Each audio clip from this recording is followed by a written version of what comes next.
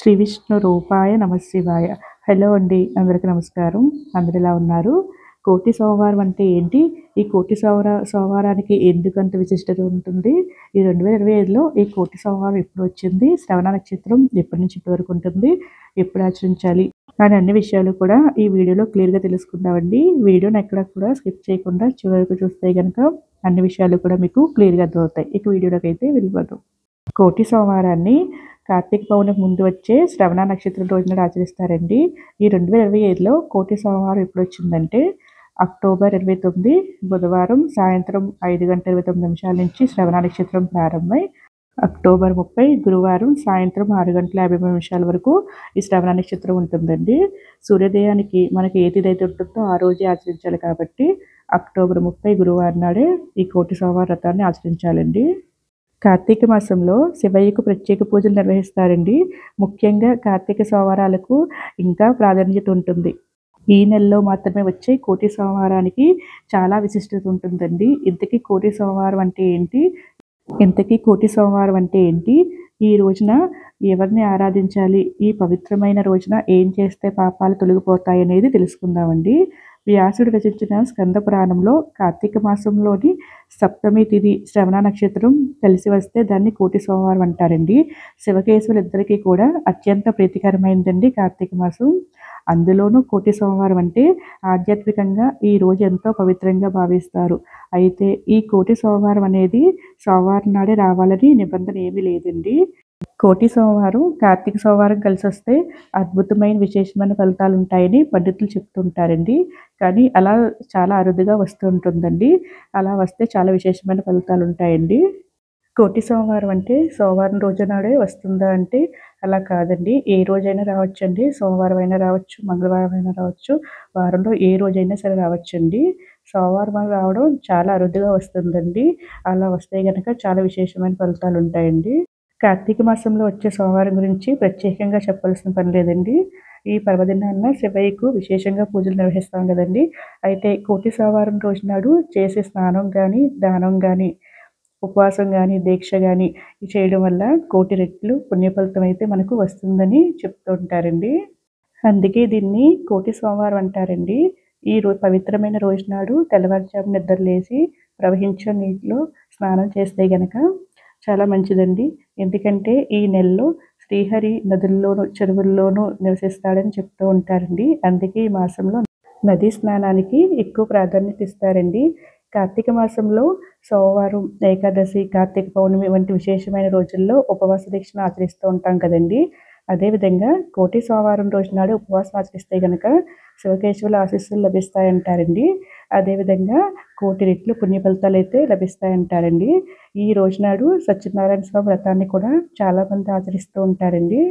కోటి సోమవారం రోజు నాడు సత్యనారాయణ స్వామి వ్రతాన్ని ఆచరించగలిగితే సంపద, శ్రేయస్సు పెరుగుతాయని పురాణాల్లో చెప్పబడిందండి. కోటి సోమవారం రోజు నాడు ఉదయం నుంచి సాయంత్రం వరకు ఉపవాసం ఉండి రాత్రి నక్షత్ర దర్శనం అయ్యాక దీపాలు వెలిగించి ఉపవాసాన్ని విరమించాల్సి ఉంటుందండి. ఈ రోజంతా కూడా శివనామస్మరణతో గడపాలండి. ఆ శివకేశవులిద్దరిని కూడా ఈ రోజంతా ఆరాధిస్తూ ఉండాలండి. శివాలయంలో కానీ, విష్ణాలయంలో కానీ దీపాలు వెలిగిస్తే ఈ రోజున చాలా మంచిదండి. దీపాలు వెలిగించేటప్పుడు కార్తీక దీపం అని చెప్పుకొని దీపాన్ని వెలిగించాలండి. దీపానికి పూలు, అక్షంతలు సమర్పించాలి. దేవాలయంలో వెలిగించడం కుదరని వాళ్ళు ఇంట్లో తులసి మొక్క దగ్గర కానీ, లేకపోతే ఇంట్లో పూజా మందిరంలో కానీ కూడా వెలిగించుకోవచ్చండి. కోటి సోమవారం రోజు నాడు ఉపవాసం ఉన్న వాళ్ళు పాలు కానీ, పండ్లు కానీ తీసుకోవచ్చండి. ఉడికించిన ఆహార పదార్థాలు ఏవి కూడా ఈరోజు తీసుకోకూడదండి. ఇలా సాయంత్రం వరకు ఉండి సాయంత్రం దీపారాధన చేసుకున్నాక నక్షత్ర దర్శనం చేసుకుని తర్వాత ఆహారం అయితే తీసుకోవాలండి. ఏదైనా అనారోగ్య సమస్యలతో బాధపడేవారు, ఈరోజు ఉపవాసం ఉండలేని వారు శివాలయానికి వెళ్ళి శివాలయంలో శివుని దర్శనం చేసుకుని అభిషేకం చేయించుకుంటే గనక సమస్త దోషాలన్నీ కూడా తొలగిపోతాయండి. అలాగే ఈ కార్తీక మాసంలో వనభోజనానికి వెళ్ళాలనుకునేవారు ఈ కోటి సోమవారం రోజు నాడు వెళ్తే చాలా మంచిదండి. దేవాలయానికి వెళ్ళలేని వాళ్ళు ఇంట్లోనే ఆ శివకేశవులిద్దరిని కూడా పూజించవచ్చండి.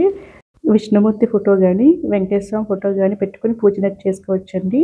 శివ పార్వతుల ఫోటో కానీ, లేకపోతే శివలింగం కానీ పెట్టుకుని ఈరోజు పూజన అయితే చేసుకోవచ్చండి. రెండింటినీ కూడా పక్క పక్కన పెట్టుకుని కూడా పూజన చేసుకోవచ్చండి. పీఠం పెట్టైనా సరే చేసుకోవచ్చండి. లేకపోతే యథావిధిగా పూజా గదిలో అయినా సరే మీరు పూజనైతే చేసుకోవచ్చండి. ముందుగా మనం దీపారాధన చేసుకొని వినాయకుడికి నమస్కారం చేసుకోవాలండి.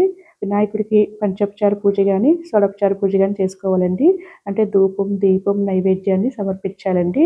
అరటిపండు గాని, బెల్లం ముక్క గాని సమర్పించాలి. తర్వాత శివకేశవులిద్దరిని కూడా పూజించాలండి.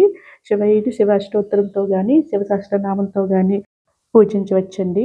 అలాగే వెంకటేశ్వర స్వామిని వెంకటేశ్వర వజ్ర కవచంతో గాని, లేకపోతే గోవింద నామాలతో గాని పూజన చేసుకోవచ్చండి. అవేవి రాకపోతే మీకు ఏమొస్తే ఆ స్తోత్రాలతోనే చేసుకోవచ్చండి. మనకున్న వాటితోనే భక్తి శ్రద్ధలతో చేస్తే చాలండి. ఆ శివకేశవుల అనుగ్రహం తప్పకుండా లభిస్తుంది. కార్తీక మాసంలో తప్పకుండా పిండి దీపారాధన చేయాలండి. ఈరోజు పిండి దీపాలను, ఉసిరి దీపాలను వెలిగించుకుంటే చాలా మంచిదండి. పిండి దీపాల్లో ఆవు నెయ్యి వేసి 2 ఒత్తులు వేసి వెలిగించుకోవాలండి. అలాగే ఈరోజు రుద్రాక్ష దీపం వెలిగించుకున్నా చాలా మంచిదండి.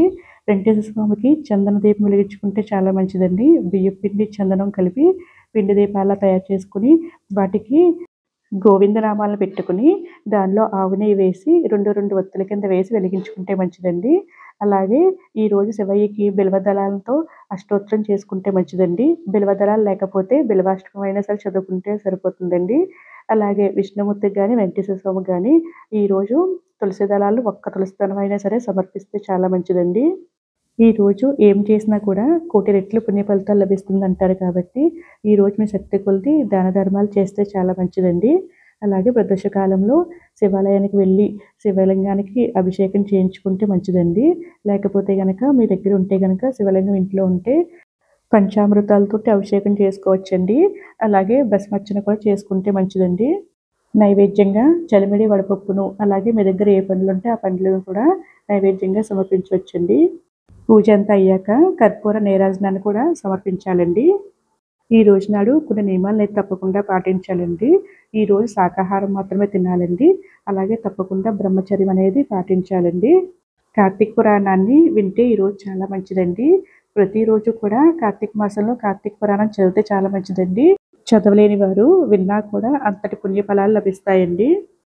పీఠం పెట్టుకుని పూజ చేసుకునేవారు పూజా పీఠాన్ని ఎప్పుడు కదపాలంటే మనం గురువారం పూజ చేసుకుంటాం కదండి. తర్వాత రోజు శుక్రవారం వచ్చింది, ఆ రోజు కదపకూడదండి. శుక్రవారం నాడు కూడా అదే విధిగా పూజను ఆచరించి ధూపదీప నైవేద్యాలు సమర్పించి తర్వాత రోజు శనివారం మార్నింగ్ కూడా యథావిధిగా పూజను ఆచరించి నైవేద్యం సమర్పించి అప్పుడు దీపం ఉండగానే పూజా పీఠాన్ని కదపాలండి. సో ఇదేంటి వీడియో. కోటి సోమవార వ్రతం కోసం నాకు తెలిసిన వివరాలను అయితే మీకు అందించానండి. నా వీడియో నచ్చితే కనుక ప్లీజ్ లైక్ చేయండి, షేర్ చేయండి, సబ్స్క్రైబ్ చేసుకోండి. మరొక మంచి వీడియోతో మళ్ళీ కలుద్దాం. సర్వే జన సుఖినో భవంతు. Thank you for watching.